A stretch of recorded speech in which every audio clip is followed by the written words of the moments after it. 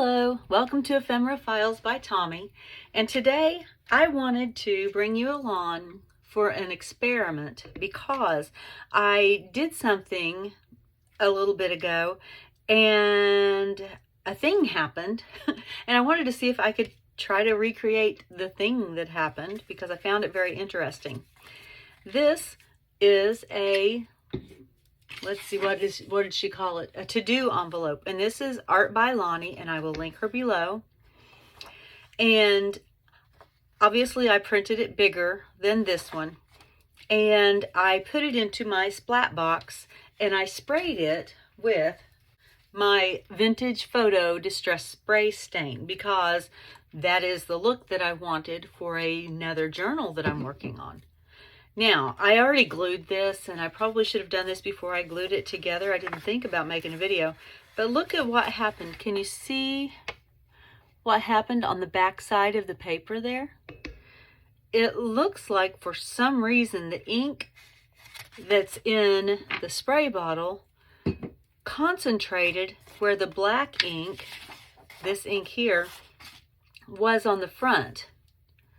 And I want to see if I can recreate that because I really kind of like that look.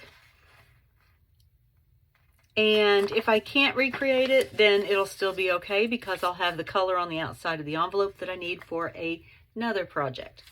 So let's get started. First, I have this that I printed. Like I said, this is from Art by Lonny, and I'm going to cut this out real quick. All right, so this is now cut out, and I am going to get my splat box.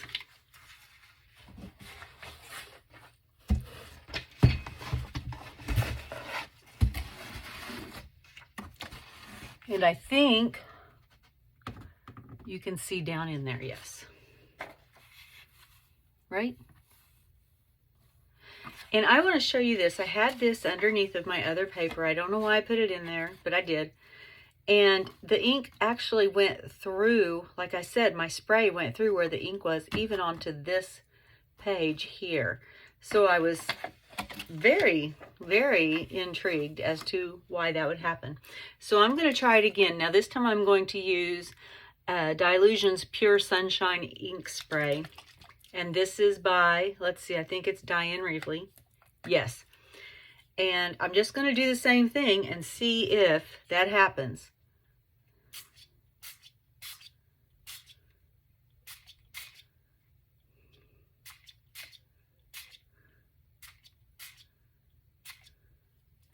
All right, so we'll let that sit for just a minute so I don't turn completely orange and yellow picking it up.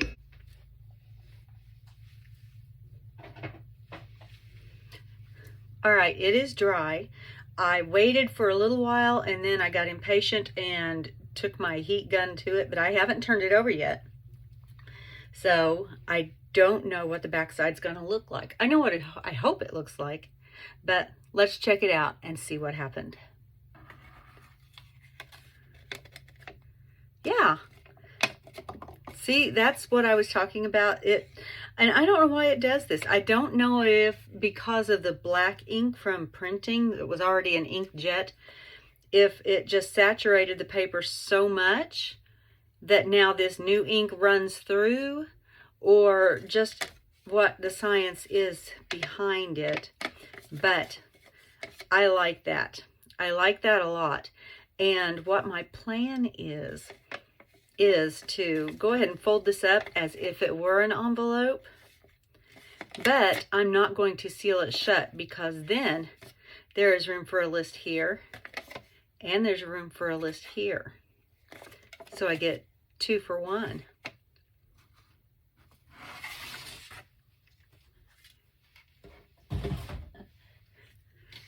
All right, so this makes me super happy. I love the way this turned out. I will be doing this more often, and I probably will check it out on some other digitals that I have that are black and white prints, because that would also take care of decorating on the back side of the page as well. I'll have to check that out. I will keep you up to date on my adventures in playing with my ink sprays. Thank you for joining me today, and as always, be kind. Bye.